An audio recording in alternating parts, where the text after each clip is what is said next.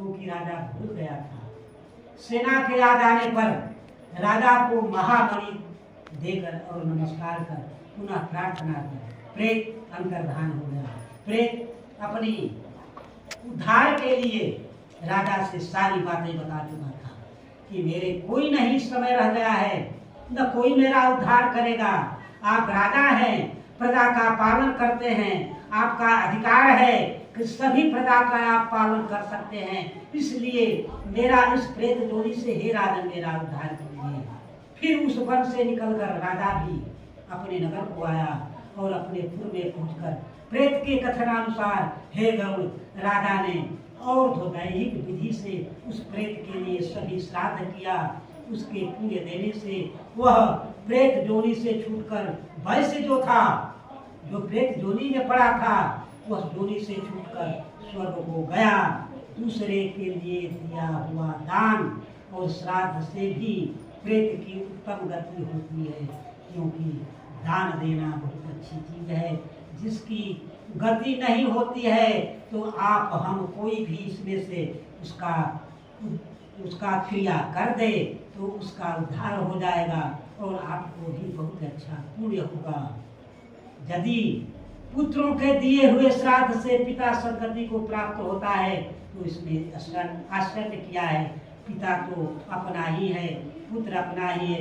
यदि दूसरा कर दे दूसरे का श्राद्ध तो ही उसका जोड़ी से उद्धार हो जाता है। ऐसा आपके सनातन का नियम है, ऐसा आपके सनातन में बताया गया है, इसमें कोई संदेह नहीं है। इस पवित्र इतिहास को जो सुनेगा और जो कहेगा वो दोनों पापी होने पर भी प्रेत जोड़ी को प्राप्त नहीं करेंगे। प्रेम से बोलिए श्री विष्णु भगवान की जय। श्रीमन नारायण नारायण नारायण श्रीमन नारायण नारायण नारायण श्रीमन नारायण नारायण नारायण श्रीमन नारायण नारायण नारायण श्रीमन नारायण नारायण नारायण श्रीमन नारायण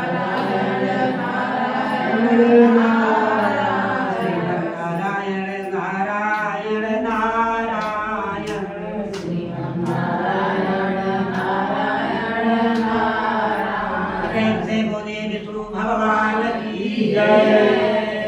गरुड़ उवाच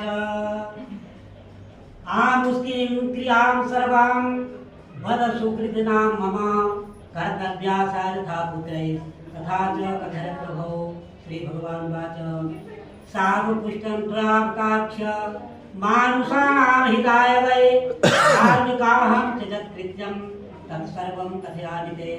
सुकृति वार्धके दृष्ट्वा शरीरं व्याधिसंयुतं प्रतिकूलान् ग्रहाश्चैव प्राणभोगस्य चाशुतं तदा स्वमरणं ज्ञात्वा निर्भयः स्यादतीन्द्रियः अज्ञातपापानां प्रायश्चित्तं समारभे। गरुड़ जी पूछते हैं, हे प्रभु, सुकृतियों के इस लोक की, सुकृतियों मतलब पुण्यात्मा, पुण्यात्मा लोगों की इस लोक में की संपूर्ण क्रियाओं को मुझसे बताइए। जिस प्रकार पुत्रों द्वारा क्रिया करनी चाहिए वह भी विधि मुझसे बताइए, क्योंकि मेरी सुनने की इच्छा है। किस लिए? कि इस संसार के मानव के उद्धार के। भगवान बोले, हे गरुड़, तुमने मनुष्यों के हित के लिए बहुत ही अच्छा प्रश्न किया है। धर्मात्मा लोगों के लिए जो यहाँ कर्तव्य करना है वह सब आपसे मैं बता रहा हूँ। पुण्यात्माओं लोगों को चाहिए कि वृद्धावस्था में अपने शरीर को रोगों से ग्रसित देखकर तथा ग्रहों को अपने प्रतिकूल समझकर और प्राण के शब्दों को सुनकर, अर्थात कान बंद करने पर जो शब्द सुनाई देता है वह सुनाई न देने पर जान ले कि अवश्य मरूंगा। यह सब बताया है नियम। तब निर्भय होकर जानकारी में और बिना जानकारी में किए हुए पापों का प्रायश्चित करें। क्योंकि जीवन पर्यंत जो भी हम आप करते हैं वो सब जान में है, तो जानता हुआ भी और न जानने पर भी उसका भी प्रायश्चित है। जिस मन से हो गया जरूर हो गया, लेकिन उसका प्रायश्चित क्या है उसको भी कर लेना चाहिए। उसका प्रायश्चित, सब पापों का प्रायश्चित भगवान का नाम है। भगवान का नाम यदि आप जहाँ भी रहें लेते रहेंगे तो उस पापों का प्रायश्चित अवश्य कुछ न कुछ होगा। जब मरने का आतुर काल आवे, समय आवे, तब स्नान करके शालग्राम रूपी विष्णु भगवान का पूजा करें। वही नियम बता रहे हैं। वो पाप कैसे दूर होगा? स्नान करके, हर मनुष्य स्नान करता है, अपनी नित्य क्रिया करता है, तो स्नान करने के बाद तुरंत भोजन पर न बैठ जाए, थोड़ा कुछ कष्ट सहे। स्नान करने के उपरांत शालग्राम रूपी भगवान का पूजन करे, अर्थात मनन करे, ध्यान करे।